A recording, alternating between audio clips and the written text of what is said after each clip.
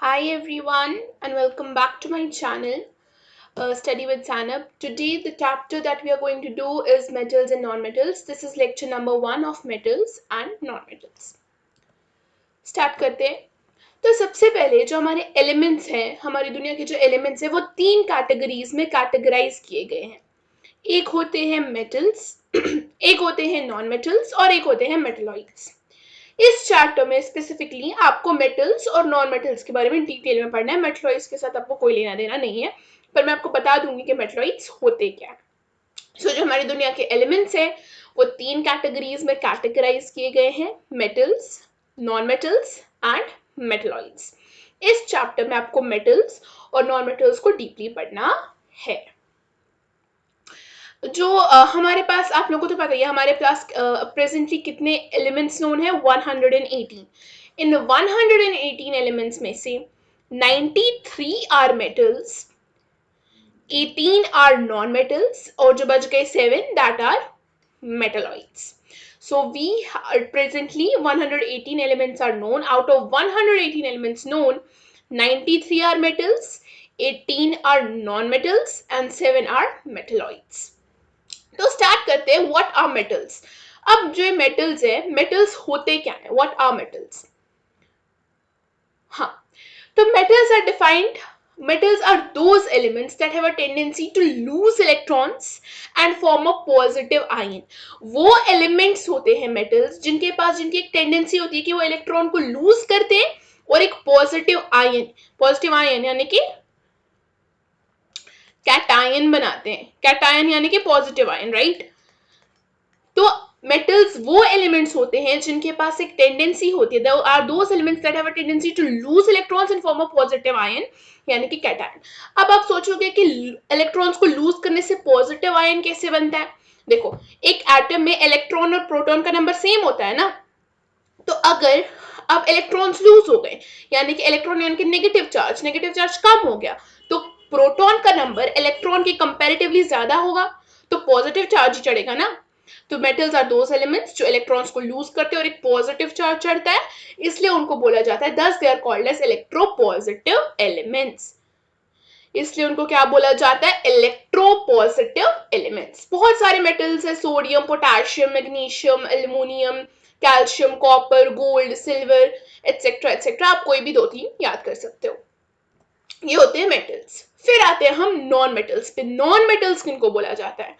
Non-metals are those elements that have a tendency to gain electrons and form a negative ion. Negative ion यानी कि anion. Anion यानी कि negative ion. अब देखो, non metals बिल्कुल metals के opposite. Metals क्या करते हैं? इलेक्ट्रॉन्स को लूज करके पॉजिटिव चार्ज बनाते हैं. लेकिन नॉन मेटल्स क्या करते हैं? इलेक्ट्रॉन्स को गेन करते हैं और एक नेगेटिव चार्ज चढ़ाते हैं. अब और एक नेगेटिव चार्ज चढ़ाते हैं. अब आप बोलोगे गेन करके नेगेटिव चार्ज कैसे चढ़ता है? देखो, अब प्रोटॉन, वही सेम बात, प्रोटॉन्स और इलेक्ट्रॉन्स का नंबर एटम में सेम है. अब जब इलेक्ट्रॉन्स का नंबर, अब इलेक्ट्रॉन्स गेन कर रहे हैं, तो इलेक्ट्रॉन्स का नंबर प्रोटॉन्स के कंपैरेटिवली ज्यादा हुआ, तो नेगेटिव चार्ज ही चढ़ेगा ना. दस उनको क्या बोला जाता है?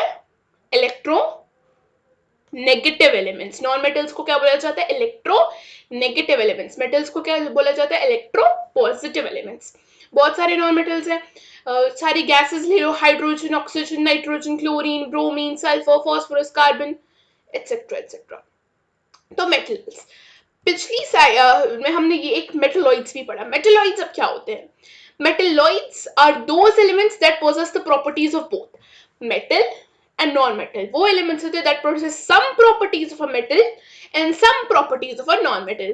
Metalloids वो elements होते हैं जिनमें कुछ properties metals की होती है और कुछ properties non-metals की होती है. आप इसको ऐसा mixture of, इन दोनों का mixture की तरह भी आप इसको याद रख सकते हो. As I said, हमें इस chapter में metals और non-metals के साथ ही deal करना है. Metalloids के साथ हमारा कोई लेना देना नहीं है. बहुत सारे metalloids होते हैं: germanium, arsenic, antimony. All right. तो आगे चलते हैं. Now physical properties of metals. इस चैप्टर में हमें physical properties पढ़नी है, metals की भी और non metals की. ये आपने क्लास 9th में भी पढ़ी है. और अब इस चैप्टर में हमें chemical properties भी इनकी पढ़नी है. ऑल राइट, तो physical properties of a metal, physical properties मतलब हम फिजिकल अपीयरेंस से कैसे पहचान सकते हैं कि एक पर्टिकुलर एलिमेंट मेटल है या नहीं, हम किस फिजिकली हम कैसे देखकर पहचान सकते हैं कि मेटल है कि नॉन मेटल है। तो स्टार्ट करते हैं। तो metals can B hammered into thin sheets, इस प्रॉपर्टी को सबसे पहले बोला जाता है malleability. Metals are generally malleable, that is they can be beaten into thin sheets. इसका क्या मतलब है, जो मेटल्स है ना उनको हम बीट कर सकते हैं पतली पतली शीट्स में। हमारे जो सारे यूटेंसिल्स हैं वो मेटल्स को बीट कर करके ही तो बनते हैं, मतलब हम मेटल्स को बीट करके उनको कोई भी शेप दे सकते हैं, उनको कोई भी फॉर्म दे सकते हैं, राइट। तो हमारे सारे यूटेंसिल्स इस मेलिएबिलिटी की प्रॉपर्टी से ही बनते हैं। तो metals are generally malleable, that is they can be beaten into thin sheets. Then metals are ductile, ductility इस प्रॉपर्टी को बोला जाता है। Metals are generally ductile, that is metals can be drawn into wires, पतली पतली जो है हम वायर्स बना सकते हैं मेटल्स की, पतली पतली वायर्स आपने देखोगी, कॉपर वायर्स, पतली पतली सिल्वर वायर्स, वो क्या, वो डक्टिलिटी से ही तो होती है, प्रोसेस ऑफ डक्टिलिटी से ही वो बनती है। तो metals are generally ductile, they that is they can be drawn into thin wires. इसको हम देख सकते हैं, we can observe the metal words of copper की देख लो, अल्यूमिनियम की देख लो, सिल्वर की देख लो, है ना, वो एक ब्लॉक से जो इनको पतली पतली वायर्स में डक्टिलिटी के थ्रू कन्वर्ट किया जाता है। ऑलराइट, फिर आता है metals are good conductor of heat and electricity. Metals are good conductor of heat and possess high melting point. इनका melting point भी है जो बहुत ज्यादा high होता है। तो देखो, silver is the best conductor of heat, ये आपको याद रखना है। जो सिल्वर है, सिल्वर सबसे बेस्ट कंडक्टर ऑफ हीट है। कॉपर इज सेकेंड, कॉपर दूसरा है, ये बेस्ट कंडक्टर ऑफ हीट है। फिर कॉपर आता है और फॉलोड बाय फिर अल्युमिनियम भी आता है, ठीक है। तो उसके बाद अल्युमिनियम आता है। तो silver is the best conductor of heat, copper is the second, followed by aluminium. और इनका बहुत ज्यादा हाई मेल्टिंग पॉइंट भी होता है मेटल्स का। जो टंगस्टन, टंगस्टन का सबसे हाईएस्ट मेल्टिंग पॉइंट होता है। और जो लिथियम है, सोडियम है, पोटेशियम है, एज आई सेड हर जगह पे एक्सेप्शंस तो होती है कि कुछ ऐसे मेटल्स है जिनमें ये प्रॉपर्टी पॉजेस ही नहीं होती है, ठीक है, कुछ एक्सेप्शंस भी होती है। तो जैसे लिथियम हो गया, सोडियम हो गया, पोटेशियम, गैलियम, सीजियम, इन सब का क्या होता है, इनका सबका लो मेल्टिंग पॉइंट होता है। Now metals are good conductor of electricity also. जो मेटल के एटम्स है कंसिस्ट ऑफ इट्स, एक उसके जो वैलेंस शेल होता है मेटल एटम का, जो बाहर आउटर शेल होता है, उसमें एक फ्री इलेक्ट्रॉन हमेशा घूम रहा होता है, दैट कैरीज इलेक्ट्रिसिटी। वही फ्री इलेक्ट्रॉन जो है इलेक्ट्रिसिटी कैरी कर रहा होता है, ठीक है। So metals atoms consist of free electrons in its valence shell that carries electricity. तो metals जो है इलेक्ट्रिसिटी भी अच्छी कंडक्ट करते हैं। metals are lustrous. lustrous का क्या मतलब है, शाइनी। जो metals है वो हमेशा शाइनी होते हैं, ठीक है, which means they have a shiny appearance. metals in the pure state possess luster. pure state में metals luster possess करते हैं, that is a shining appearance. अब कोई भी metals ले लो, अल्युमिनियम ले लो, मैग्नीशियम ले लो, कॉपर ले लो, और इनके सरफेस को रब करो। जब आप उनको रब करोगे वो हमेशा शाइनी होंगे, हमेशा। Alright, now metals have high tensile strength. metals have high tensile strength. tensile strength का क्या मतलब होता है, the load bearing capacity before they break. कितना लोड वो बेयर कर सकते हैं, वो बहुत लोड बेयर कर सकते हैं। आपको देखो, आयरन एक मेटल है, iron is used in the construction of bridges, railway lines, इन सब की कंस्ट्रक्शन के लिए आयरन यूज होता है। तो कितना स्ट्रॉन्ग, कितनी हाई टेंसाइल स्ट्रेंथ है आयरन की। तो मेटल्स की जो क्या होती है, हाई टेंसाइल स्ट्रेंथ होती है। Now metals are sonorous. Sonorous का क्या मतलब होता है, they produce sound, ठीक है। metals produce sound when striking. जब हम metals को hit करते हैं किसी भी चीज से तो वो एक sound बजाते हैं। आपने अपनी स्कूल बेल्स देखी होगी, तो the bells make a ringing sound when hit with a hard substance. जब उनको hard substance से किसी hit करते हैं तो एक ringing sound बनाती है, वही तो स्कूल की घंटी है, राइट। तो metals क्या होते हैं, sonorous होते हैं, यानी कि they produce sound. wait, produce क्या करते हैं, साउंड।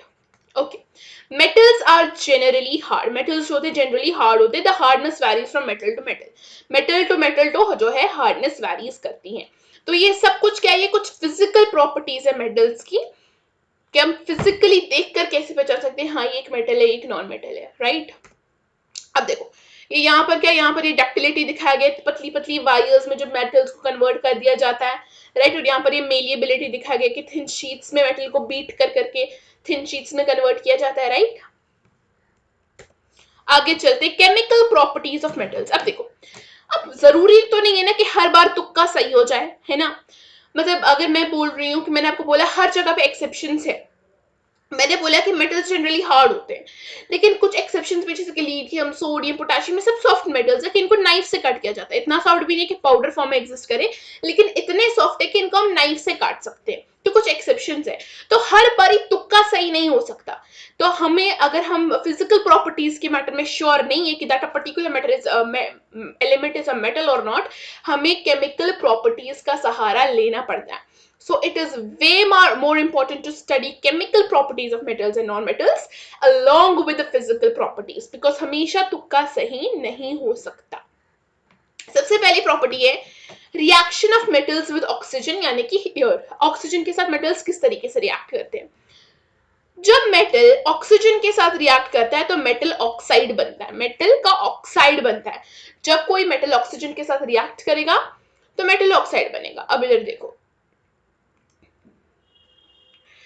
जैसे कि सोडियम है, सोडियम जब ऑक्सीजन के साथ रिएक्ट करेगा तो क्या बनेगा, सोडियम ऑक्साइड। अभी मैं बैलेंस नहीं कर रही हूं, मैं बस आपको स्केलेटल इक्वेशन ही दिखा रही हूं। अगर मैं पोटेशियम को ऑक्सीजन के साथ रिएक्ट करूंगी तो पोटेशियम ऑक्साइड, राइट। ये सारे क्या होते हैं, ये विग्रस रिएक्शंस होते हैं। विग्रस यानी कि विग्रसली रिएक्ट करते हैं ऑक्सीजन के साथ उनका ऑक्साइड बनाने के लिए। मेटल के साथ ऑक्सीजन जो है, मेटल जो ऑक्सीजन के साथ विग्रसली रिएक्ट करता है ताकि वो उसका मेटल का ऑक्साइड बनाए। तो मेटल जब ऑक्सीजन के साथ रिएक्ट करता है तो मेटल का ऑक्साइड बनता है, उस मेटल का ऑक्साइड बनता है, ये विग्रस रिएक्शन है। अब अगर मैंने मैग्नीशियम को ऑक्सीजन के साथ ये किया तो वो उसको हीट देना पड़ता है, हीट हम ट्राइंगल से डिनोट करते हैं, तो मैग्नीशियम ऑक्साइड बनता है, ये तो ऑन हीटिंग बनता है, राइट। अब देखो, अगर मैं अल्युमिनियम को ऑक्सीजन के साथ रिमूव करूंगी तो क्या, रिएक्ट करवाऊंगी तो क्या बनेगा, aluminium oxide, that is Al2O3, aluminium oxide. अगर मैं जिंक को जो है रिएक्ट करवाऊंगी ऑक्सीजन के साथ तो क्या बनेगा, जिंक ऑक्साइड, ठीक है। तो जब एक मेटल एक ऑक्सीजन के साथ रिएक्ट करता है तो मेटल का ऑक्साइड बनता है। अब देखो, ये सारी रिएक्शंस तो आपको समझ आ गई कि विग्रसली रिएक्ट करते हैं, इसको हीट करना पड़ता है, लेकिन ये जो दो रिएक्शंस मैंने यहाँ पर लिखी हैं, ये रिएक्शंस है एम्फोटेरिक। इन रिएक्शंस को एम्फोटेरिक बोला जाता है। रुको मैं इसको क्लियर पेज पे आपको दिखाती हूँ। देखो, अगर मैं अल्युमिनियम को ऑक्सीजन के साथ रिएक्ट करवाती हूँ, चलो बैलेंस टी लिख लेते हैं, यहाँ पर 3 है तो यहाँ पर 3 लगाना पड़ेगा, तो 2 2 4, चलो बैलेंस हो गई। दूसरी हम जिंक को, अगर मैं ये दो आपको एग्जांपल के तौर पे ले रही हूँ, बहुत सारी है। इन रिएक्शंस को एम्फोटेरिक बोला जाता है। इन रिएक्शंस को क्या बोला जाता है, एम्फोटेरिक। अब एम्फोटेरिक क्यों बोला जाता है, क्योंकि जो इनके ये मेटल ऑक्साइड, जो अल्युमिनियम ऑक्साइड, जो ये जिंक ऑक्साइड बना है, जो इनके मेटल ऑक्साइड्स बनते हैं, वो एसिड के साथ भी रिएक्ट करेंगे या सॉल्ट या बेस के साथ रिएक्ट करेंगे। वो दोनों केसेस में जो है सॉल्ट और वाटर ही बनाते हैं। whether they react with an acid or they react with a base, they will form salt और पानी ही वो बनाते हैं। तो इसलिए उनको एम्फोटेरिक रिएक्शंस बोला जाता है, यानी कि हमेशा न्यूट्रलाइजेशन रिएक्शन ही होती है जो उनके मेटल ऑक्साइड्स बनते हैं उनके साथ, इसलिए इनको एम्फोटेरिक बोला जाता है इन रिएक्शंस को। तो मैंने क्या बोला, जब मेटल ऑक्सीजन के साथ रिएक्ट करेगा तो क्या बनाएगा, मेटल ऑक्साइड बनाएगा। Second is reaction of metals with water. अब जब मेटल पानी के साथ रिएक्ट करेगा, तो मेटल हाइड्रोक्साइड बनाएगा और हाइड्रोजन गैस रिलीज होगी। मेटल हाइड्रोक्साइड की क्या फॉर्मूला होती है, OH, राइट। तो ठीक है, अब देखो हम कुछ एग्जांपल्स देखते हैं। जब मेटल पानी के साथ रिएक्ट करेगा तो मेटल हाइड्रोक्साइड बनाएगा और हाइड्रोजन गैस रिलीज होगी। देखो for example sodium plus water H2O क्या देगा हमें, सोडियम हाइड्रोक्साइड बनाएगा। अगेन बैलेंस नहीं कर रही हूँ, दिखा रही हूँ बस। हाइड्रोजन और हीट निकलेगी, बहुत सारी हीट निकलेगी। जब मैं पोटेशियम को वाटर के साथ रिएक्ट करवाऊंगी तो क्या बनेगा, KOH पोटेशियम हाइड्रोक्साइड, और हाइड्रोजन गैस निकलेगी और हीट निकलेगी। सिमिलरली जब मैं कैल्शियम को हाइड्रोजन के साथ रिएक्ट करवाऊंगी तो क्या बनेगा, कैल्शियम हाइड्रोक्साइड और हाइड्रोजन और हीट निकलेगी। ये सारे रिएक्शंस जो है ये एक्सोथर्मिक है।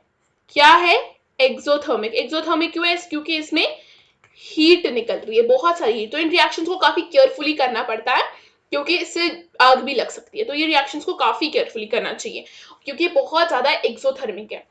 अब देखो अगर मैं देखो ये यहाँ पर इन केसेस में देखो जो ये जो वाटर है ये लिक्विड की फॉर्म में एग्जिस्ट कर रहा है, सीधे पानी की फॉर्म में एग्जिस्ट कर रहा है। लेकिन अगर अब ये वाटर स्टीम की फॉर्म में एग्जिस्ट करेगा, यानी कि वाटर वेपर्स है ना, स्टीम की फॉर्म में अगर वाटर होगा, गैस की फॉर्म में अगर वाटर होगा तो क्या होगा? देखो यहाँ पर हमने देखा कि ये रिएक्ट करे, काफी एक्सोथर्मिक रिएक्शन है, इनको काफी केयरफुली करना पड़ता है। लेकिन यहाँ पर वाटर किस फॉर्म में? लिक्विड फॉर्म में, ठीक है। तो जो है उनका हाइड्रोक्साइड बनना है। लेकिन अगर वाटर स्टीम की फॉर्म में हो, गैस की फॉर्म में हो, फॉर एग्जाम्पल अगर मैग्नीशियम वाटर के साथ रिएक्ट करेगा, लेकिन यहाँ पर जो वाटर है वो गैस की फॉर्म में होगा, यानी कि स्टीम की फॉर्म में होगा, तो वहां पर मैग्नीशियम हाइड्रोक्साइड नहीं बनेगा क्योंकि वाटर स्टीम की फॉर्म में, वहां पर उसका मेटल का पर्टिकुलर ऑक्साइड बनता है। जब मेटल वाटर के साथ रिएक्ट करेगा लिक्विड फॉर्म में तो मेटल का हाइड्रोक्साइड बनेगा। लेकिन अगर मेटल वाटर के साथ रिएक्ट करेगा और वाटर गैस की फॉर्म हो गया, यानी कि स्टीम की फॉर्म में होगा, तो मेटल का ऑक्साइड बनता है, MgO और H2 गैस रिलीज होगी। सिमिलरली अगर मैं एल्यूमिनियम ले लूं, वाटर ले लूं, लेकिन अगर वाटर गैस की फॉर्म में तो क्या बनेगा? एल्यूमिनियम ऑक्साइड बनेगा और हाइड्रोजन गैस रिलीज होगी।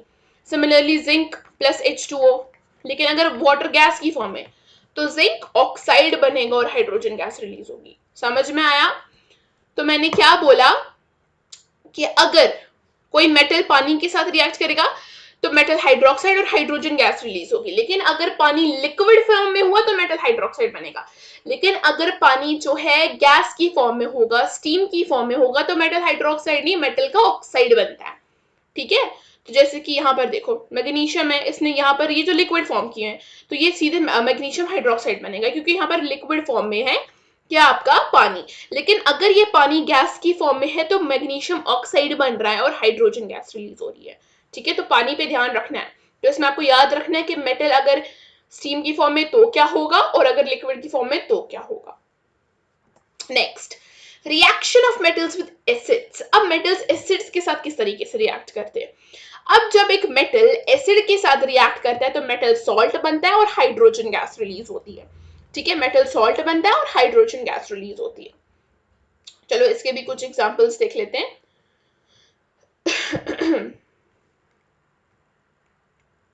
व्हाइट स्क्रीन पे दिखाती हूँ। हाँ, तो मेटल सॉल्ट बनता है और हाइड्रोजन गैस रिलीज होती है जब मेटल एक एसिड के साथ रिएक्ट करता है। एसिड यानी कि ले लो HCl, हाइड्रोक्लोरिक एसिड ले लो। देखो सोडियम ने जब रिएक्ट किया HCl के साथ तो क्या बनेगा? जो सोडियम है वो क्लोरीन के साथ आ जाएगा तो 2NaCl बनेगा और हाइड्रोजन गैस रिलीज होगी, ठीक है। सिमिलरली अगर मैग्नीशियम रिएक्ट करेगा HCl के साथ तो क्या बनेगा? MgCl2 बनेगा, मैग्नीशियम क्लोराइड और हाइड्रोजन गैस रिलीज होगी, ठीक है। तो ये HCl क्या है? ये एसिड है, राइट। सिमिलरली अगर अल्युमिनियम HCl के साथ रिएक्ट करेगा तो क्या बनेगा? Al2Cl3, यहाँ पर 3 लगाना पड़ेगा, बैलेंस करेंगे अगर हम, यहाँ पर 2 एल्युमिनियम लगेगा प्लस H2, ठीक है। तो जब एक मेटल एक एसिड के साथ रिएक्ट करता है तो मेटल का सॉल्ट बनता है, नमक बनता है और हाइड्रोजन गैस रिलीज होती है। यहाँ पर कुछ एग्जांपल देखो, अगर जिंक हाइड्रोक्लोरिक एसिड के साथ रिएक्ट करेगा तो जिंक क्लोराइड और हाइड्रोजन गैस अलग हो जाएगी, वेरी सिंपल, एटसेट्रा एटसेट्रा। फिर आता है reaction of metals with metal का सॉल्ट। मेटल के सॉल्ट के साथ मेटल्स किस तरीके से रिएक्ट करते हैं और इन रिएक्शंस को डिस्प्लेसमेंट रिएक्शंस बोला जाता है। जब मेटल सॉल्ट सोल्यूशन के साथ रिएक्ट करते हैं तो मेटल सॉल्ट बनता है और जो रिएक्शन में लेस रिएक्टिव मेटल है वो सेपरेट आउट हो जाता है। क्या मतलब है मेरा? ये डिस्प्लेसमेंट रिएक्शन होती है। याद करो हमने पढ़ा था केमिकल रिएक्शंस और इक्वेशंस में, याद करो हमने डिस्प्लेसमेंट रिएक्शंस पढ़ा था कि डिस्प्लेसमेंट रिएक्शन में जो मोर रिएक्टिव मेटल होता है वो सॉल्यूशन में से लेस रिएक्टिव मेटल की जगह ले लेता है और लेस रिएक्टिव मेटल को डिस्प्लेस कर देता है, राइट। डिस्प्लेसमेंट रिएक्शंस मैंने पढ़ी थी केमिकल रिएक्शन और इक्वेशंस में। तो देखो अब, तो जब मेटल एक उसके सॉल्ट के साथ, मेटल किसी सॉल्ट सॉल्यूशन के साथ रिएक्ट करता है तो एक तो मेटल सॉल्ट बनता है और जो लेस रिएक्टिव मेटल होता है वो अलग हो जाता है।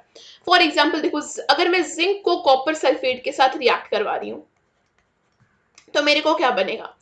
जिंक जो है कॉपर से ज्यादा रिएक्टिव है, zinc is more reactive than copper, so क्या बनेगा? जिंक सल्फेट, और copper being less reactive separate out हो जाएगा। सिमिलरली अगर मैं आयरन को कॉपर सल्फेट के साथ रिएक्ट करवाऊंगी तो क्या बनेगा, आयरन कॉपर से ज्यादा रिएक्टिव है तो आयरन सल्फेट बनेगा और कॉपर सेपरेट आउट हो जाएगा। सिमिलरली अगर मैं आपको बोलूं कि मैं आयरन सल्फेट को कॉपर के साथ रिएक्ट कर रही हूं तो आपको क्या लगता है, कॉपर आयरन को डिस्प्लेस करेगा? No, iron can displace copper because iron is more reactive than copper, but copper cannot displace iron from its solution because copper is less reactive than iron.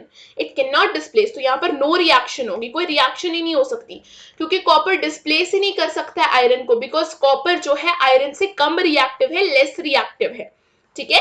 So iron being less reactive than copper being less reactive than iron cannot displace it from its solution. एक और example देखो, अगर मैं copper को react कराऊंगी silver nitrate के साथ AgNO3 तो क्या बनेगा, जो है कॉपर सिल्वर से ज्यादा रिएक्टिव है तो कॉपर सिल्वर को डिस्प्लेस कर देगा तो कॉपर नाइट्रेट बनेगा और सिल्वर बाहर आ जाएगा। अब यहाँ पर बैलेंस करना पड़ेगा क्योंकि यहाँ पर 3 हो गया तो 2, यहाँ पर मैं 2 लगा दूंगी, बैलेंस्ड, राइट, समझ आया। तो जब एक मेटल उसके सॉल्ट सोल्यूशन के साथ रिएक्ट करता है तो मेटल सॉल्ट बनता है और जो लेस रिएक्टिव मेटल है वो सेपरेट आउट हो जाता है, ठीक है। तो ये डिस्प्लेसमेंट रिएक्शंस होती है। आगे चलते हैं, reaction of metals with hydrogen. अब मेटल जब हाइड्रोजन के साथ रिएक्ट करता है तो मेटल हाइड्राइड बनाता है। Generally, metals don't react with hydrogen. Only a few highly reactive metals react with hydrogen. Generally, metals जो है हाइड्रोजन के साथ रिएक्ट नहीं करते, कुछ few जो highly reactive metals होते हैं ना, सिर्फ वही हाइड्रोजन। आई होप आपको रिएक्टिविटी सीरीज तो पता ही होगी, पोटाशियम आता है, सोडियम आता है पहले, कैल्शियम, कैल्शियम, मैग्नीशियम, मतलब पहले ये रिएक्टिव होते हैं, एंड पे आपका कॉपर सिल्वर वगैरह आता है, राइट। तो रिएक्टिविटी सीरीज के हिसाब से हम देख रहे हैं जो सबसे हाईली रिएक्टिव मेटल्स होते हैं वही सिर्फ हाइड्रोजन के साथ रिएक्ट करते हैं, सारे मेटल्स नहीं करते। Only a few highly reactive metals react with hydrogen. क्यों? Because hydrogen only needs 1 electron to accept.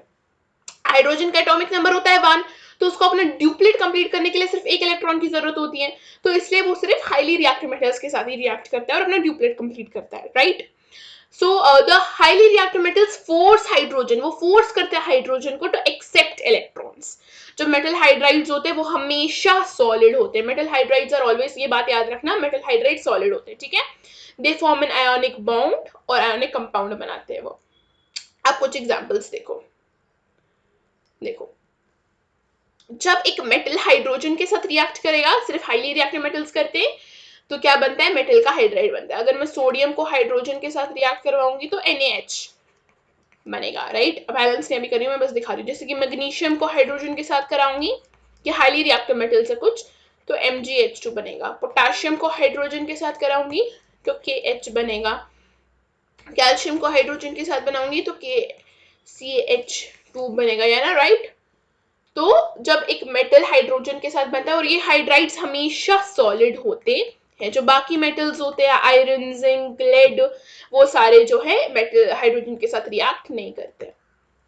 Alright, अब एक यहाँ पर मैं लिखना भूल गई हूँ, एक और जो है रिएक्शन होती है मेटल्स की। Metals also react with chlorine. Metal जो है क्लोरीन के साथ भी रिएक्ट करते हैं। जब क्लोरीन के साथ मेटल रिएक्ट करते हैं तो बनता क्या है, मेटल क्लोराइड बनता है, मेटल क्लोराइड बनता है। When metals react with chlorine, they form metal chloride. जब एक मेटल क्लोरीन के साथ रिएक्ट करता है तो मेटल क्लोराइड बनता है, ठीक है। सो मेटल क्लोराइड्स जो होते हैं वो आयनिक होते हैं नेचर में, यानी कि वो आयंस प्रोड्यूस करते हैं। और more reactive metals react with chlorine on room temperature, whereas less reactive metals react with chlorine on heating. जो ज्यादा रिएक्टिव होते हैं वो क्लोरीन के साथ रिएक्ट करते हैं रूम टेम्परेचर पे, लेकिन जो कम रिएक्टिव मेटल्स होते हैं वो क्लोरीन के साथ रिएक्ट करते हैं लेकिन उनको हीट करना पड़ता है। ये हमेशा जो क्लोरीन मेटल क्लोराइड्स का जो हाई मेल्टिंग और बॉइलिंग पॉइंट होता है, ठीक है। और ये जो होते हैं नॉन वोलाटाइल होते हैं। देखो कुछ एग्जाम्पल्स देखो, जैसे कि सोडियम एक हाईली रिएक्टिव मेटल है, इसको मैं क्लोरीन के साथ रिएक्ट कराऊंगी तो क्या बनेगा, 2NaCl बनेगा रूम टेम्परेचर पे, ठीक है। इसको कोई हीट प्रोवाइड करने की जरूरत नहीं है because sodium is a highly reactive metal. Similarly अगर मैं जिंक भी कराऊंगी तो क्या बनेगा, जिंक क्लोराइड बनेगा। अगर अब मैं कॉपर एक लेसली रिएक्टिव मेटल है, अगर मैं उसको जो है क्लोरीन के साथ रिएक्ट करूंगी तो CuCl2 बनेगा, लेकिन हीट देनी पड़ेगी हमें क्योंकि ये लेस रिएक्टिव मेटल है. As I said, more reactive metals react with chlorine on room temperature, whereas less reactive metals react with chlorine on heating. Magnesium को अगर मैं रिएक्ट करवाऊंगी क्लोरीन के साथ तो क्या बनेगा, हीट देनी पड़ेगी और मैग्नीशियम क्लोराइड बनेगा, राइट? तो वेरी सिंपल. आगे चलते, ये सारी हमने मेटल्स पढ़ा. मेटल्स क्या होते हैं, लूज इलेक्ट्रॉन्स करते हैं और एक पॉजिटिव चार्ज बनाते हैं, इलेक्ट्रोपॉजिटिव एलिमेंट्स होते हैं, उनकी फिजिकल प्रॉपर्टीज हमने पढ़ी, उनकी केमिकल प्रॉपर्टीज हमने पढ़ी. तो मेटल्स को हमने फिनिश किया. अब हम चलते हैं नॉन मेटल्स की तरफ. What are non metals? Non metals हमने पढ़ा. नॉन मेटल्स क्या होते हैं? वो एलिमेंट्स होते हैं जिनकी एक टेंडेंसी होती है टू गेन इलेक्ट्रॉन्स और वो एक नेगेटिव आयन बनाते हैं, राइट? इलेक्ट्रॉन्स को गेन करके एक नेगेटिव आयन बनाते. क्यों बनाते? क्योंकि इलेक्ट्रॉन्स का नंबर ज्यादा हो जाता है एज कंपेयर टू प्रोटॉन्स, ठीक है, और उनको इलेक्ट्रोनेगेटिव एलिमेंट्स बोला जाता है. Starting with physical properties of non metals. जो नॉन मेटल्स की फिजिकल प्रॉपर्टी होती है वो टोटल अपोजिट होती है फिजिकल प्रॉपर्टीज ऑफ मेटल्स की. जो भी मेटल्स की फिजिकल प्रॉपर्टी है उनको उल्टा कर दो, वही फिजिकल प्रॉपर्टीज हो जाती है नॉन मेटल्स की. हमने पढ़ा नॉन मेटल्स क्या होते हैं. नॉन मेटल्स जनरली सॉफ्ट होते हैं. नॉन मेटल्स जो होते हैं जनरली सॉफ्ट होते हैं. एक्सेप्शंस होती हैं, जैसे कि डायमंड. डायमंड एक नॉन मेटल है but it is the hardest natural substance known, right? So non metals are generally soft but there are exceptions. Diamond, exception is diamond. Diamond is a non-metal but it is the hardest natural substance known. ठीक है, कहाँ गया? हाँ, ये देखो, non metals are soft होते लेकिन exception में आप लिख सकते हो डायमंड. ओके. जो नॉन मेटल्स होते हैं वो ब्रिटल होते हैं नेचर में, यानी कि उसको आप थोड़ा सा फोर्स लगा के जो है वो पीसेस में हम उनको ब्रेक कर सकते हैं. They have a dull appearance होते हैं, वो नॉट लस्ट्रस होता है, डल अपीयरेंस होता है. लेकिन एक्सेप्शन होता है आयोडीन. आयोडीन एक नॉन मेटल है, लेकिन आपको पता है आयोडीन कितना शाइनी होता है, बहुत शाइनी होता है, लेकिन वो एक नॉन मेटल है. तो एक्सेप्शंस आर देयर, ठीक है. लेकिन नॉन मेटल्स जनरली क्या होते हैं, डल अपीयरेंस के होते हैं, लस्ट्रस नहीं होते, शाइन उनमें नहीं होती है, एक्सेप्ट आयोडीन. नॉन मेटल्स जो होते हैं पुअर कंडक्टर होते हैं ऑफ हीट एंड इलेक्ट्रिसिटी, लेकिन यहाँ पर भी एक्सेप्शंस है. कार्बन जो है एक नॉन मेटल है, लेकिन carbon in the form of graphite. याद करो, हमने कार्बन एंड कंपाउंड्स में पढ़ा था कि जो ग्रेफाइट है वो एक कितना अच्छा कंडक्टर होता है इलेक्ट्रिसिटी का, राइट? तो वो तो एक नॉन मेटल है, लेकिन फिर भी carbon in the form of graphite conducts electricity, right? तो नॉन मेटल्स डक्टाइल नहीं होते हैं, मेलिएबल नहीं होते, टोटल अपोजिट होते हैं मेटल्स के, राइट? सोनोरस भी नहीं होते, बिल्कुल साउंड प्रोड्यूस नहीं करते हैं.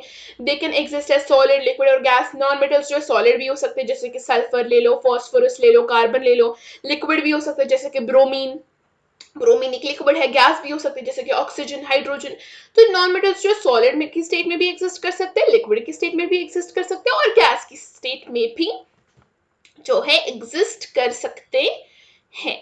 और उनकी टेंसाइल स्ट्रेंथ भी लो होती है. मेटल्स की क्या होती है, हाई होती है. तो आपने अगर मेटल्स की फिजिकल प्रॉपर्टीज अच्छे से पढ़ ली तो नॉन मेटल्स की जरूरत ही नहीं है, उनको टोटल अपोजिट होते हैं. नॉन मेटल्स की physical properties are total opposite of the physical properties of metals.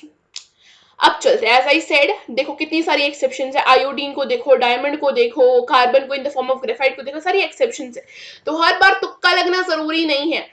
तो it is way more important to study chemical properties of non-metals along with the physical properties. तो chemical properties of non-metals पर चलते हैं.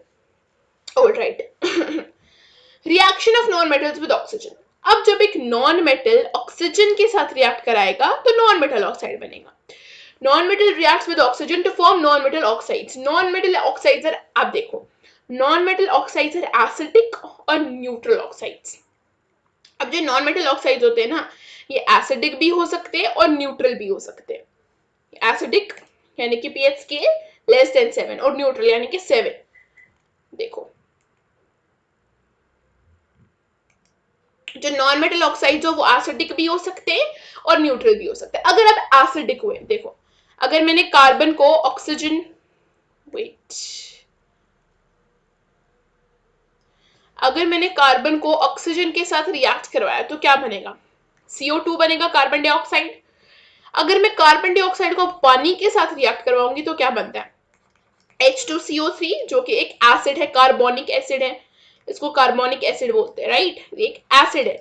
Acid क्या turn करता है, turns blue litmus red. Blue litmus क्या turn करता है, रेड, याद रखना ये बात, asset turns blue, litmus red, ठीक है। तो CO2, जब मैं कार्बन डाइऑक्साइड को पानी के साथ रिएक्ट करवाऊंगी तो H2CO3 यानी कि एसिड बन रहा है, तो एक एसिड की रिएक्शन है। नॉन मेटल जब एक ऑक्सीजन के साथ एसिड बनाता है, ये एक रिएक्शन है।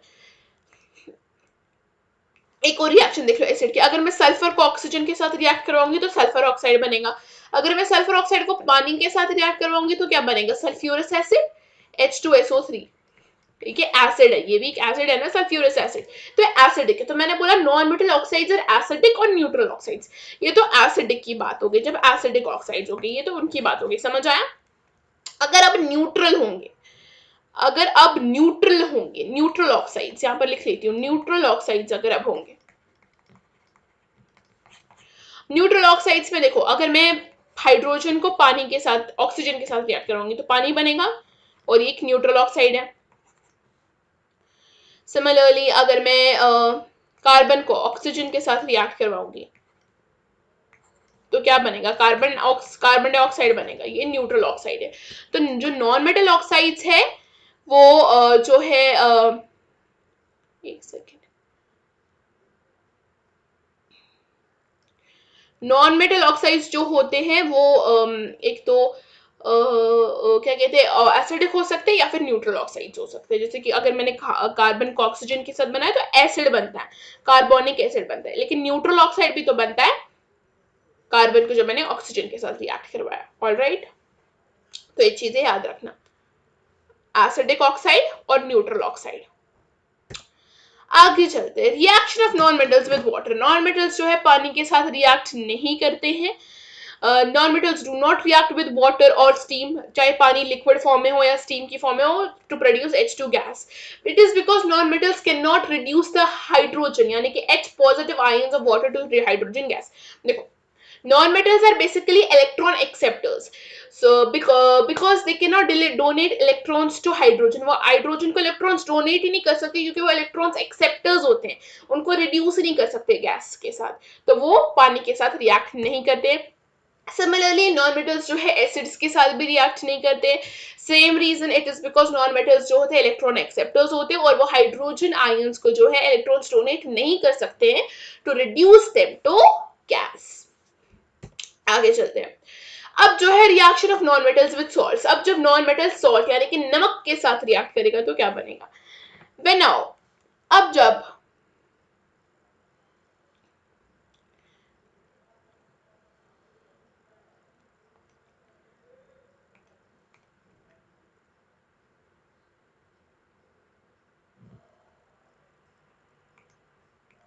हाँ, अब जब एक नॉन मेटल, इधर ध्यान रखो, अब जब एक नॉन मेटल जब सॉल्ट के साथ रिएक्ट करता है, जब एक नॉन मेटल सॉल्ट के साथ रिएक्ट करता है, मैंने non metal reacts with salt, जब मैंने non metal reacts with salt, it displaces the salt, जो नॉन मेटल है उसकी सॉल्यूशन से, it displaces the non metal from its solution, जो है उसको डिस्प्लेस कर देता है। जब नॉन मेटल सॉल्ट के साथ रिएक्ट करता है, जो उस सॉल्यूशन में लेस रिएक्टिव नॉन मेटल है वो उसको डिस्प्लेस कर देता है, सिमिलरली मेटल्स की तरह। और ये डिस्प्लेसमेंट रिएक्शंस होते हैं, ये डिस्प्लेसमेंट रिएक्शंस होते हैं।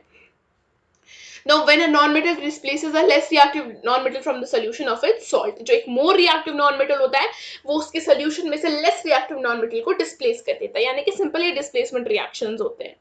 देखो इधर 2NaBr है जैसे plus Cl2, sodium is more reactive, sorry chlorine is more reactive than bromine, तो वो जो है सोडियम के साथ मिक्स हो जाएगा तो 2NaCl बन जाएगा, और bromine being less reactive separate out हो जाएगा।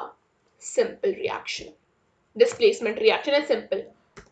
Okay, now non reaction of non metals with chlorine. अब जब नॉन मेटल्स क्लोरीन के साथ रिएक्ट भरते हैं तो नॉन मेटल क्लोराइड बनता है। नॉन मेटल एंड क्लोरीन जो क्या करते हैं, शेयर करते हैं electrons. Non metal and chlorine share electrons forming a covalent bond, ये एक कोवैलेंट बॉन्ड फॉर्म करते हैं और इलेक्ट्रॉन्स को शेयर करते हैं, ठीक है। ये क्या होते हैं, नॉन इलेक्ट्रोलाइट्स होते हैं, इनमें इलेक्ट्रिसिटी कंडक्ट नहीं करते क्योंकि इनमें एब्सेंस ऑफ आयंस होते हैं, क्योंकि इनमें आयंस प्रेजेंट ही नहीं होते। अब देखो कुछ एग्जांपल्स देखो देखो, जब हाइड्रोजन क्लोरीन के साथ रिएक्ट करेगा तो क्या बनेगा, 2HCl हाइड्रोक्लोरिक एसिड बनेगा। राइट। हाइड्रोजन ने क्लोरीन के साथ, पेन कहाँ गया, वेट, पेन खो जाता है। जब हाइड्रोजन क्लोरीन के साथ रिएक्ट करेगा तो हाइड्रोजन क्लोराइड बनेगा, राइट। सिमिलरली अगर फास्फोरस क्लोरीन के साथ रिएक्ट करेगा तो क्या बनेगा, फास्फोरस ट्राइक्लोराइड बन रहा है, राइट। एक और रिएक्शन देखो, अगर मैं कार्बन को क्लोरीन के साथ रिएक्ट करवाऊंगी तो क्या बनेगा, CCl4। ये क्या होता है, ये कार्बन, इसको वेरी इंपॉर्टेंट, इसको याद रखना है, इसको कार्बन टेट्रा क्लोरीन बोलते हैं, carbon tetra chlorine the compound formed. तो जब एक नॉन मेटल क्लोरीन के साथ रिएक्ट करता है तो नॉन मेटल क्लोराइड बनता है। नॉन मेटल और क्लोरीन आपस में इलेक्ट्रॉन शेयर करते हैं और एक कोवैलेंट बॉन्ड बनाते हैं। ये नॉन इलेक्ट्रोलाइट होते हैं क्योंकि इनमें आयंस एब्सेंट होते हैं। ठीक है, आगे चलते हैं। Reaction of non metals with hydrogen, non metal जब हाइड्रोजन के साथ रिएक्ट करते हैं तो कोवैलेंट, सिमिलरली हाइड्रोजन के साथ भी वो इलेक्ट्रॉन शेयर करता है नॉन मेटल, तो क्या बनाते हैं, कोवैलेंट हाइड्राइड बनाते हैं। जैसे कि मैंने इधर देखो, मैं कुछ एग्जांपल्स दिखाती हूँ। देखो, अगर मैंने सल्फर को ऑक्सीजन के साथ रिएक्ट करवाया तो क्या बनेगा, सल्फर ऑक्साइड बनेगा, सॉरी ऑक्सीजन नहीं हाइड्रोजन है, I am very sorry, wait,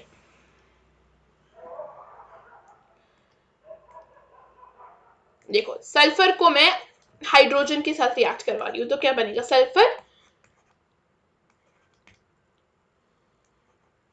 sulphur hydride बनेगा, राइट, H2S सल्फर हाइड्राइड।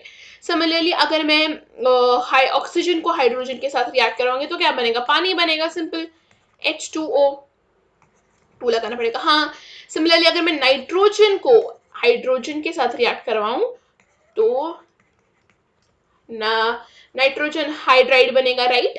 तो उनका हाइड्राइड बनता है, जब एक नॉन मेटल एक हाइड्रोजन के साथ रिएक्ट करता है तो जो है हाइड्रोजन का कोवैलेंट हाइड्राइड बनता है, कोवैलेंट हाइड्राइड करता है, क्योंकि नॉन मेटल जैसे कि क्लोरीन के साथ कोवैलेंट बॉन्ड बनाता है, सिमिलरली हाइड्रोजन के साथ भी कोवैलेंट बॉन्ड बनाता है। एक और रिएक्शन, अगर कार्बन के साथ रिएक्ट करेगा तो क्या बनेगा, CH4 बनेगा, ठीक है। तो जब एक नॉन मेटल हाइड्रोजन के साथ रिएक्ट करता है तो क्या बनाता है, कोवैलेंट हाइड्राइड बनाता है। This was all about your chemical properties of non metals. आगे चलते हैं, अब केमिकल बॉन्ड के बारे में पढ़ते हैं थोड़ा सा।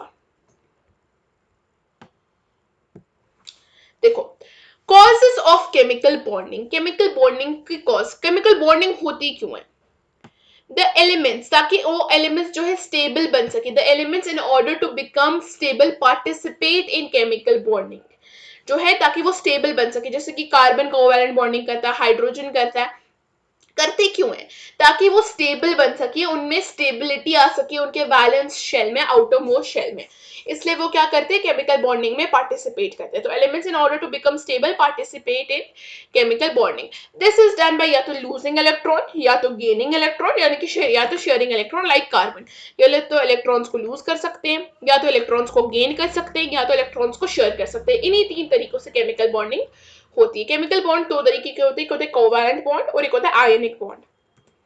इस चैप्टर में हमें आयनिक बॉन्ड पढ़ना है। आयनिक बॉन्ड को जो है इलेक्ट्रोवैलेंट बॉन्ड भी बोला जाता है। Ionic bond is also called as electrovalent bond. Ionic bond is the bond formed by the complete transfer of valence electrons to attain stability. This type of bond leads to the formation of two oppositely charged ions, positive ions known as cations and negative ions known as anions. Positively charged को क्या बोलते हैं, cations बोलते हैं, है ना, और negatively charge को क्या बोलते हैं, एनायंस बोलते हैं। तो आयोनिक बॉन्ड में क्या होता है, जो वैलेंस इलेक्ट्रॉन्स है वो तो कंप्लीटली ट्रांसफर हो जाते हैं, जैसे कि सोडियम है, सोडियम का एटॉमिक नंबर 11 है, तो उसके आउटर मोस्ट शेल में एक इलेक्ट्रॉन है जो कि उसको क्या करना है, लूज करना है। तो क्या करना है, क्लोरीन के आउटर मोस्ट शेल में 7 इलेक्ट्रॉन है, उसको एक चाहिए स्टेबिलिटी के लिए, तो एक जो सोडियम है अपना एक इलेक्ट्रॉन क्लोरीन को दे देगा, ट्रांसफर करेगा, अपना पूरा वैलेंस इलेक्ट्रॉन्स का ट्रांसफर हो रहा है। तो जब भी ट्रांसफर हो रहा है इन वैलेंस इलेक्ट्रॉन्स का, ताकि जो एलिमेंट दूसरा है उसको स्टेबिलिटी ऑब्टेन हो सके दोनों एलिमेंट्स को, तो उस बॉन्ड को बोला जाता है आयनिक बॉन्ड या फिर इलेक्ट्रोवैलेंट बॉन्ड। आगे हम पढ़ेंगे कुछ फॉर्मेशन ऑफ कुछ बॉन्ड्स को हम पढ़ते हैं, जैसे कि फॉर्मेशन ऑफ मैग्नीशियम क्लोराइड। कुछ पहले सबसे पहले हम सोडियम क्लोराइड को देखते हैं। देखो, कुछ बॉन्ड्स की फॉर्मेशन को हम देखते हैं, इस सबको समझ में आएगा, ठीक है। And these are very important, एक कुछ दो तीन मैं दिखाती हूँ आपको। Formation of sodium chloride, sodium chloride यानी कि सोडियम देखो अब सोडियम का एटॉमिक नंबर क्या है 11, तो उसकी इलेक्ट्रॉनिक कॉन्फ़िगरेशन क्या होगी 2,8,1, राइट। अब देखो सोडियम को क्या चाहिए स्टेबिलिटी ऑब्टेन करने के लिए, इसको इसके लिए इजी क्या रहेगा, 7 इलेक्ट्रॉन को गेन करना कि एक इलेक्ट्रॉन को लूज करना। ऑब्वियसली एक इलेक्ट्रॉन को लूज करना सोडियम के लिए ज्यादा इजी रहेगा, तो वो क्या करेगा, एक इलेक्ट्रॉन को लूज करेगा, सोडियम एक इलेक्ट्रॉन को लूज करेगा ताकि वो 2,8 बन सके, यानी कि सोडियम कैटायन बन सके। सिमिलरली क्लोरीन है, क्लोरीन को क्या है, उसका एटॉमिक नंबर क्या है क्लोरीन का 17, तो इलेक्ट्रॉनिक कॉन्फ़िगरेशन उसकी क्या होगी 2,8,7, राइट, 17 उसका एटॉमिक नंबर है। तो क्लोरीन को क्या चाहिए, उसके लिए एक इलेक्ट्रॉन को गेन करना इजी रहेगा कि 7 इलेक्ट्रॉन को लूज करना, ऑब्वियसली एक इलेक्ट्रॉन को गेन करना ज्यादा इजी है। तो क्लोरीन क्या करेगा, वो एक इलेक्ट्रॉन को गेन करेगा ताकि वो क्लोरीन बन सके, यानी कि 2,8,8 बन सके, यानी कि सोडियम सॉरी क्लोरीन एनायन बन सके। समझ में आ गया करना क्या है इनको, सोडियम के पास एक इलेक्ट्रॉन एक्स्ट्रा है, वो उसको लूज कर देगा, क्लोरीन को वही एक इलेक्ट्रॉन चाहिए तो वो उसको गेन कर देगा, वहां से सोडियम भी स्टेबल हो जाएगा और क्लोरीन भी स्टेबल हो जाएगा। देखो अब क्या होगा, जो ये सोडियम है, सोडियम का जो ये एक इलेक्ट्रॉन है और यहाँ पर क्लोरीन है, अपना देखो इसके आउटरमोस्ट शेल में कितने इलेक्ट्रॉन्स है क्लोरीन के, 7, तो 1 2 3 4 5 6 7, तो अपना एक इलेक्ट्रॉन ये क्लोरीन को दे देगा, इसके पास कितने 2,8,1 और इसके पास है 2,8,7, ठीक है। तो ये क्या बन जाएगा, सोडियम तो आपको तो स्टेबिलिटी आ जाएगी, ये बन जाएगा क्योंकि इसने अपना एक इलेक्ट्रॉन लूज कर दिया, वहां से क्लोरीन के साथ क्या होगा, क्लोरीन एक इलेक्ट्रॉन गेन कर लेगा और वो भी स्टेबल बन जाएगा, मतलब ये यहाँ से 2,8 बन जाएगा और यहाँ कहां से 2,8,8, यानी कि NaCl बन जाएगा। सिंपल, सोडियम को एक इलेक्ट्रॉन लूज करना था, क्लोरीन को वो एक गेन करना था, इन दोनों ने आपस में जो है सोडियम ने लूज किया, वो इलेक्ट्रॉन क्लोरीन ने एक्सेप्ट किया और NaCl बन गया, स्टेबिलिटी आ गई। सिंपल। आगे देखते हैं फॉर्मेशन ऑफ मैग्नीशियम क्लोराइड। अब मैग्नीशियम क्लोराइड कैसे बनता है, इसी तरीके से। अब देखो मैग्नीशियम का एटॉमिक नंबर है 12, तो इसकी इलेक्ट्रॉनिक कॉन्फ़िगरेशन क्या होगी 2,8,2। अब इसके आउटर मोस्ट शेल में कितने इलेक्ट्रॉन्स है, 2 इलेक्ट्रॉन्स है। अब खुद सोचो मैग्नीशियम के लिए इजी क्या रहेगा, 2 इलेक्ट्रॉन्स को लूज करना कि 6 इलेक्ट्रॉन्स को गेन करना, ऑब्वियसली 2 इलेक्ट्रॉन्स को लूज करना। तो मैग्नीशियम क्या करेगा, उसको क्या करना है, मैग्नीशियम को क्या करना है, 2 इलेक्ट्रॉन्स को लूज करना है ताकि वो 2,8 बन सके, राइट। तो ताकि वो मैग्नीशियम कैटायन बन सके, ठीक। यहां से क्लोरीन है, मैग्नीशियम को 2 इलेक्ट्रॉन्स लूज करने, लेकिन क्लोरीन का एटॉमिक नंबर 17 है, उसको तो एक ही इलेक्ट्रॉन चाहिए, तो एक क्लोरीन को एक ही इलेक्ट्रॉन चाहिए, तो हम यहाँ पर 2 क्लोरीन यूज करेंगे, एक क्लोरीन को एक इलेक्ट्रॉन, दूसरे क्लोरीन को दूसरा इलेक्ट्रॉन, क्योंकि मैग्नीशियम को 2 लूज करने हैं ना, उसको एक लूज तो करना नहीं है, उसके वैलेंस शेल में 2 है तो उसको 2 लूज करने हैं, लेकिन क्लोरीन को तो एक ही चाहिए, तो हम 2 क्लोरीन यूज करेंगे, एक क्लोरीन को एक इलेक्ट्रॉन, दूसरे क्लोरीन को दूसरा इलेक्ट्रॉन, तो हमें 2 क्लोरीन यूज करना पड़ेगा। तो 2 क्लोरीन, मैं यहाँ पे 2 इंटू में क्यों लिख रही हूँ, क्योंकि 2 क्लोरीन है, तो क्या बनना है, उसको 2 इलेक्ट्रॉन्स को क्या करना है, गेन करना है 2 इलेक्ट्रॉन्स को, क्योंकि 2 क्लोरीन है, क्योंकि मैग्नीशियम को 2 लूज करने, magnesium has to lose 2 electrons but chlorine needs only 1 electron, so we will use 2 chlorine in order to obtain their stability, दोनों क्लोरीन को स्टेबिलिटी आ जाएगी। देखो तो क्या बन जाएगा 2Cl नेगेटिव, 2Cl नेगेटिव जब बन जाएगा 2,8,8, लेकिन 2 इंटू में रखूंगी क्योंकि 2 क्लोरीन है, ताकि क्या बन जाए क्लोरीन एनायन। सिंपल, हमने 2 क्लोरीन को यूज किए क्योंकि मैग्नीशियम के आउटरमोस्ट शेल में 2 इलेक्ट्रॉन्स है, लेकिन एक क्लोरीन को तो एक ही इलेक्ट्रॉन चाहिए, तो हम 2 क्लोरीन यूज करेंगे, एक क्लोरीन को एक इलेक्ट्रॉन, एक क्लोरीन को एक इलेक्ट्रॉन। आगे चलते हैं। अब देखो मैग्नीशियम के दो ये है लूज करने वाले इलेक्ट्रॉन, तो यहाँ से एक क्लोरीन, यहाँ से एक क्लोरीन, इसके आउटरमोस्ट शेल में 7 और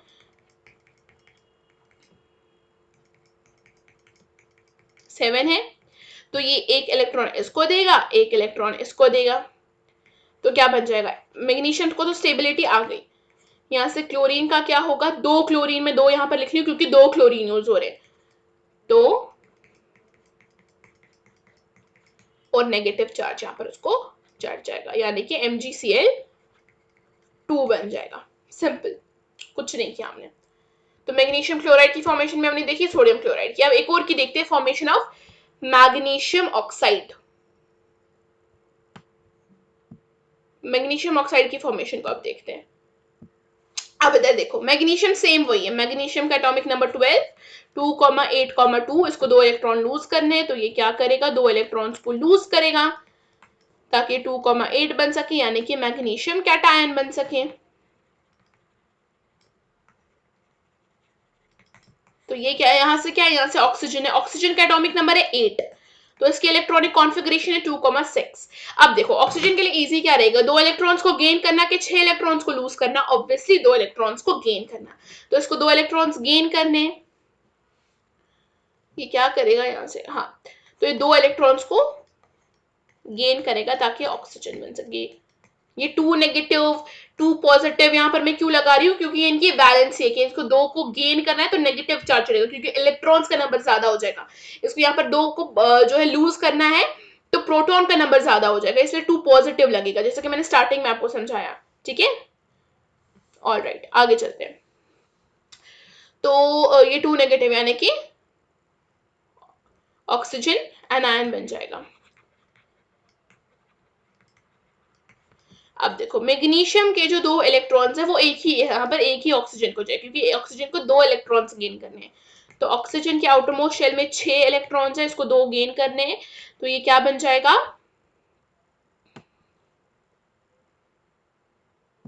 तो ये क्या बन जाएगा यहाँ पर, मैग्नीशियम तो एक तो स्टेबल हो जाएगा। यहाँ पर 2 पॉजिटिव में फिर से बता रही हूँ क्यों लग रहा है, क्योंकि इसको 2 वैलेंसी है, इसके आउटरमोस्ट शेल में 2 इलेक्ट्रॉन्स है, इसलिए 2 पॉजिटिव क्यों लगेगा, क्योंकि इसको वो लूज करने, जब लूज करेगा तो प्रोटॉन का नंबर ज्यादा बन जाएगा, इलेक्ट्रॉन का कम हो जाएगा, तो इसलिए पॉजिटिव चार्ज चढ़ेगा।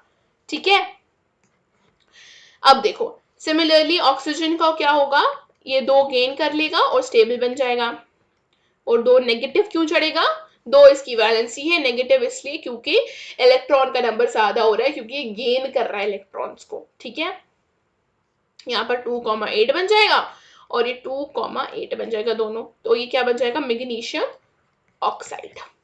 वेरी सिंपल, ये आयोनिक बॉन्ड्स है जो कि बहुत इंपॉर्टेंट है, एग्जामिनेशन में पूछे जाते हैं कि बनाओ फॉर्मेशन में मैग्नीशियम ऑक्साइड बनाओ, मैग्नीशियम क्लोराइड बनाओ, सोडियम क्लोराइड बनाओ, और भी कुछ है आप अपनी बुक में देख सकते हो। ठीक है, तो इसी तरीके से सेम जैसे मैंने दिखाया, सेम इसी तरीके से आपको एग्जामिनेशन में बनाना होता है। अब देखो प्रॉपर्टीज ऑफ आयोनिक कंपाउंड पढ़ते हैं, जो आयोनिक कंपाउंड्स है वो क्या प्रॉपर्टीज प्रोसेस करते हैं। Most of the ionic compounds जो होते हैं आर क्रिस्टलाइन सॉलिड्स होते हैं, they are hard because of the strong electrostatic forces of attraction between the oppositely charged ions. वो हमेशा जनरली वो हार्ड होते हैं क्योंकि उनके जो आयंस के बीच में स्ट्रॉन्ग इलेक्ट्रोस्टैटिक फोर्सेस होता है। ठीक है, जो होते हैं they are soluble in water, वो वाटर में सॉल्युबल होते हैं, अच्छी तरीके से डिसॉल्व हो जाते हैं। They are brittle and break into pieces और अप्लाइंग फोर्स, वो ब्रिटल होते हैं मतलब उनको थोड़ा सा फोर्स लगाएंगे तो वो पीसेस में टूट जाते हैं, टुकड़ों में टूट जाते हैं। Alright, they have high melting and boiling point, वो उनका बॉइलिंग पॉइंट भी हाई होता है और मेल्टिंग पॉइंट भी काफी हाई होता है। ठीक है, in the solid states ionic compound do not conduct electricity, जब आयोनिक कंपाउंड सॉलिड स्टेट में इलेक्ट्रिसिटी कंडक्ट नहीं करते as they are held together by strong electrostatic forces, क्योंकि उनके बीच में स्ट्रॉन्ग इलेक्ट्रोस्टैटिक फोर्सेस होता है, इसलिए वो जो है इलेक्ट्रिसिटी सॉलिड स्टेट में कंडक्ट नहीं कर सकते। When dissolved in water ionic compounds dissociate to produce free ions in the solution, dissociate हो जाते हैं वो solution में free ions produce करने के लिए जब हम एक ionic compound को पानी में dissolve करेंगे। तो in aqueous solution या molten state में वो conduct करते हैं, they conduct electricity, लेकिन solid state में electricity conduct नहीं करते, तो वो crystals बनाते हैं, hard होते हैं, brittle होते हैं, high melting boiling point होता है, electricity solids में conduct नहीं करते लेकिन molten state में aqueous solution में conduct करते हैं, soluble होते हैं water में, and उनका high enthalpies of fusion and vaporisation होता है और सॉलिड्स के वो एक गुड इंसुलेटर होते हैं। So that was all for today. आज हमने जो पढ़ा, इसकी अभी हमारे मेटलर्जी बचता है, उसके लिए मैं दूसरा लेक्चर लाऊंगी। We will complete the chapter in the second lecture. I hope you understood the video and I will take your leave now. Thank you for watching.